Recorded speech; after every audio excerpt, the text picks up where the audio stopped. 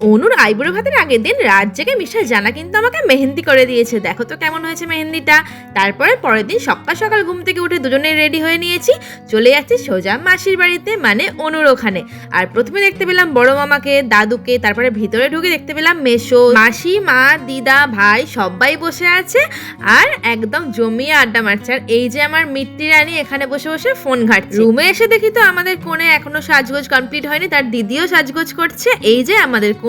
তারপরে দেখতে পেলাম আমার বড় মামার ছেলেকে, আমার মাসির মেয়েদেরকে, ওরা সবাই চলে এসেছে। আর আমাদের বিয়ের কোণেকে ছেঁকে ধরে 3-4টে ফটোগ্রাফার ছবি তুলে যাচ্ছে। আর এদিকে মায়েরা একদম ব্যবস্থা করছে আইবুড়ো ভাতের জন্য। আর আমাদের আইবুড়ো ভাতের জন্য একেবারে সব ফুল দিয়ে সাজানো রেডি, তার সাথে কেকও আছে। আর এই যে আমাদের অনুরানী, তার সঙ্গে আছে নিতকোণে। মাসি প্রথমে পায়েস খাইয়ে দিল, আর অনু একটু ইমোশনাল হয়ে গেছে যেহেতু আজকে লাস্ট ওর বাড়িতে আইবুড়ো ভাত, তাই একটু কেঁদে ফেলেছিল। তারপরে সবাই ওর মন ভালো করে দিয়েছিল। দিদারা একে একে ওকে আইবুড়ো ভাতের পায়েস খাইয়ে দিল, জেঠুরা, কাকারা, তারপরে পিসিরা সবাই একসঙ্গে খাইয়ে দিল।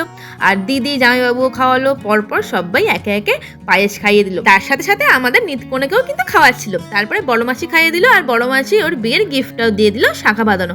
আর আমার মা বললো পায়েস খেয়ে একদম মুখটা মিষ্টি হয়ে গেছে, তাই জন্য তোকে আলু ভাজা দিই বলে আলু ভাজা দিল। অনু বলেছিল মালাটা এখন পরবো না, মালাটা একদম লাস্টে পরবো, তাই জন্য মাইমার কাছে মালাটা ছিল, মাইমা আবার মালাটা ওকে পরিয়ে দিল। তারপরে একে একে মামা মামি খাওয়ালো, আর সব শেষে আমরাও কিন্তু খাইয়েছি, আমাদের ফুটেজও আছে।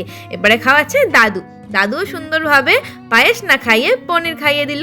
আর তারপরে ওর বোন খাওয়ালো, আর এই যে মিস্টার জানাও খাওয়ালো। সব শেষে আমি খাইয়েছি ওকে। এবার তো সবার খাওয়ানোর পর্ব মিটে গেছে। এবারে একটু কিছু ছবি তোলা হলো, বাবা মার সঙ্গে ছবি তুললো, বন্ধুদের সঙ্গে তুললো, আর কাকা কাকিমার সঙ্গে তুললো, ভাইদের সঙ্গে তুললো, সবার সঙ্গে ছবি তুলে কেকটা কাটা হলো। কেক কেটে সবাইকে খাইয়ে দিল।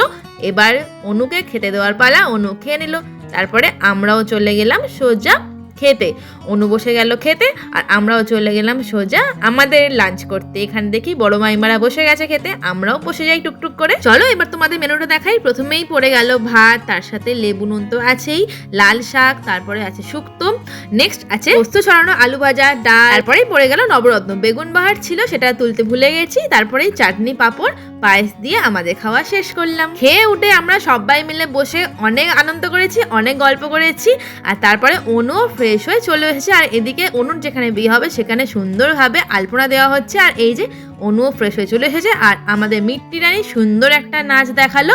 তারপরেই সবাই মিলে নাচানাচি শুরু করা হলো। বিয়ে মানেই নাচানাচি, গান বাজনা, আড্ডা তো হুল্লোড় লেগেই আছে।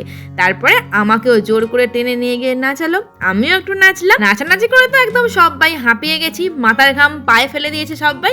তারপরে রাতের ডিনার সেরে চলে এলাম বাড়ি। নেক্সট ব্লগে দেখা হবে, টাটা।